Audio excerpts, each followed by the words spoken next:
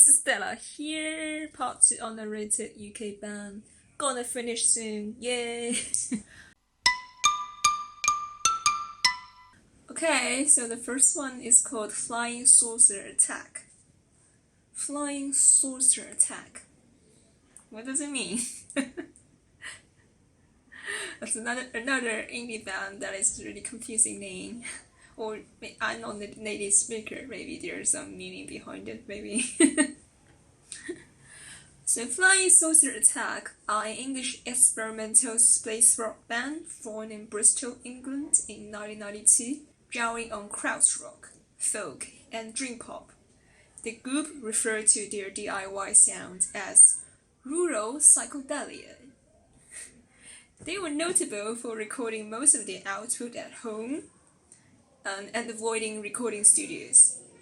At their LPs, you might find words like compact discs are a major cause of the breakdown of society, and home taping is reinventing music. Wow. Okay, so Pitchfork described Flying Saucer Attack's music as mixed shoegaze guitars with the drifting throb of krautrock to create extreme feelings of isolation and alienation. A thick blanket of feedback and distortion that overwhelms almost everything else. Yeah, so Flying Saucer Attack explored a kind of spatial extension, and with their music, you feel like you are in a kind of broad, vast landscape, that your being is closer to the skies or clouds than to anything earthly or humanly. It's kind of meditative in that regard. Recommended songs? For Flying Saucer Attack, I would not recommend a single track to listen to them. I think they are just better to listen to as a whole album. And I would say their first album, self-titled one, is a pretty good one to start with. Okay, so the second one is called Movietone. Movietone is an English soulcore post-rock band from Bristol, England. Movietone are a group of two girls, and one of them, Rachel Brooke, who was a member of Flying Saucer Attack, who I just talked about. So, here are another band who are actually self-aware and who sound just exactly like their name, Movietone.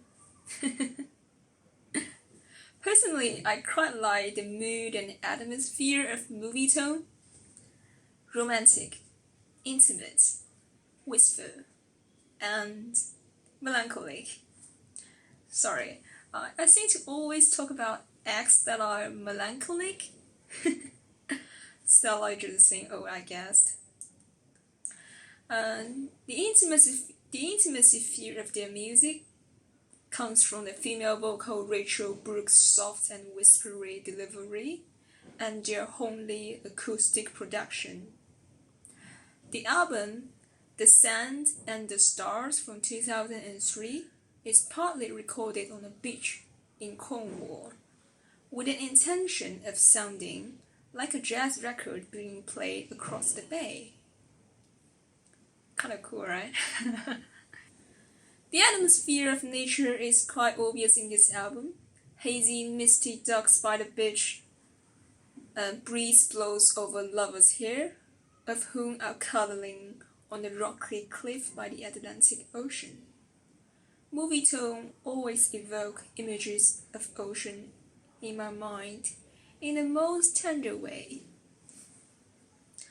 Recommended songs: In Mexico, Ocean Song, Hydra. Okay, so the next one is called Broadcast. I think they're also fairly famous. I'm gonna list them here anyway. Broadcast were an English psychedelic pop, avant pop band formed in Birmingham in 1995. Fact magazine described Broadcast music as blending pop songcraft and experimentally minded electronic music into a contemporary blend of psychedelia. Broadcasts are heavily influenced by the 1960s American psychedelic music scene, using many of the similar electronic effects. The band were also known for using samples taken from both library music compilations and real live field recordings. Their 60s retro futurist psychedelia often reminds me of Kubrick's movie 2001: Space Odyssey. Broadcast released 3 studio albums. The first one is called The Noise Made by People. Second one, Ha Ha Sound, from 2003. And the third one is called Tender Buttons from 2005. Okay, so recommended song of Broadcast. Before we begin, Corporeal, Tears in the Typing Pool. Okay, so the next one is called Arab Strap. This band brings me so much nostalgia. Back in high school, me and the mates used to exchange CDs, and Arab Strap were one of them. The album Philophobia from 1998, and the CD cover was quite memorable. When people ask Arab Strap members, why do you name yourself as Arab Strap as a band? And Malcolm Middleton from Arab Strap said, because it sounds like an interesting name. And also Malcolm Middleton said, sex and death seem to be my eternal struggles. So, Arab Strap are an indie rock band formed in 1995 from Falkirk, Scotland. Arab Strap's music featured honest narratives about sex and drugs, spoken or sung in a thick Scottish accent, backed by drum machines, electronic loops, and sparse guitar melodies. If using one word to describe Arab Strap, I would use the word hangover. And I quite like Aidan Murphy's deep, nasal, mumbly vocal, and I have always loved music with a deep vocal.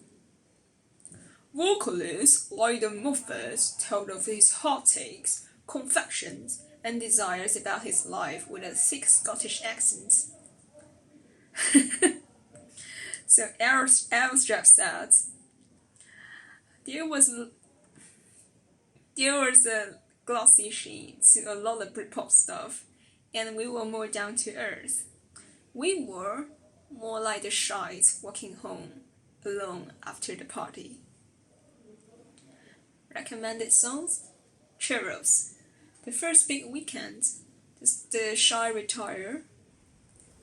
Okay, so the final band of the 10 underrated UK band series is called The Clientele. The Clientele are an indie pop band based in London, UK. When searching about the Clientele's information, I came across their Twitter account.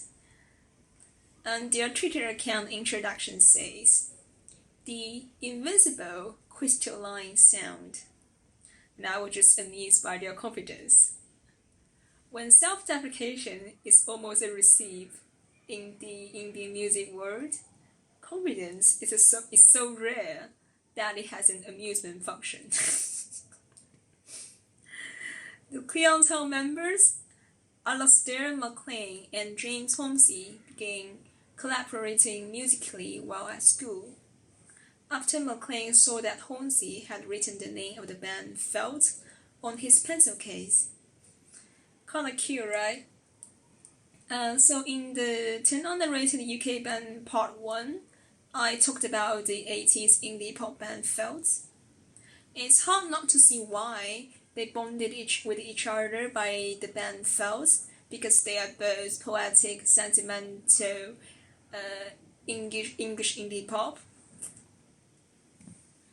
The Clientele's music is famous for its reverb-rich production and MacLean's distinctive breathy vocals and jangling guitar playing. The reverb is partially in tribute to the AM radio production in the 1960s. The clientele are mainly influenced by surrealist poetry, art from the early 20th century, and Galaxy 500. I think the clientele are the typical indie pop with a small scope. By small scope, I mean they do not talk about politics, world peace, or other big controversial topics. The clientele are small scope in that they draw inspiration from the day-to-day visuals, such as rains, lights, roads, and shadows. The clientele created a beautiful, lonely, dreamy world on their own. Their capture of musical poetry in our surroundings can sensitize us and inspire us the way we see the world, just like paintings do. Maybe you don't need to go to Santorini or Iceland to be inspired, but rather just look at the dustbin and moss at your building. And then take a second look at the dustbin's silhouettes. You might just take an inspiration from it. And if you don't feel inspired by a dustbin, no worries, because you're on the clientele anyway. Because you're the boss. Recommended songs? I had to say this. I want you more than ever. I can't seem to make you mine.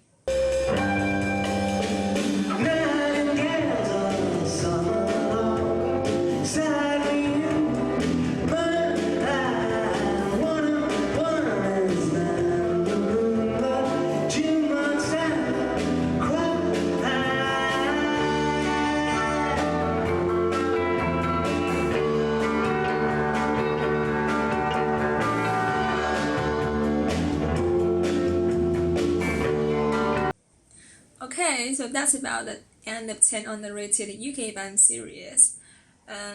Also, I had just finished 10 underrated American band series. Maybe I can give some thoughts to these two lists. So I honestly feel that they are a bit limited in terms of era and genre. Like most of them are like a guitar rock from the 80s and 90s. Yeah, so it's kind of limited. And I would like to cover more things about music from different nationalities, different races. And also, it seems that the indie bands from United Kingdom have more of the art school aesthetic to them. Like they pay more attention to the image and design, and whereas the indie band from USA tend to be more casual and appear scruffier. I think probably it's a cultural thing. Yeah. Okay, so that's it. And the next series is 10 underrated band from Western Europe. Okay, stay tuned. Bye bye. Thanks for watching. If you like this video, please like and subscribe.